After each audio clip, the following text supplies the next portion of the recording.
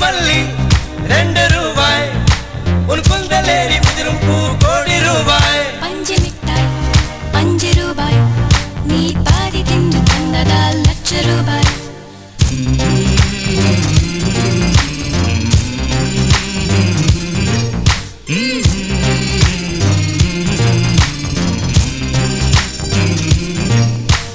காதலிக்கும் பெண்ணின் கைகள் தொட்டு நீட்டினால் சின்ன தளர் கூட தங்கந்தானே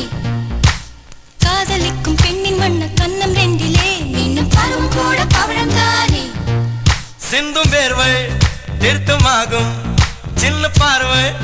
மோட்சமாகும்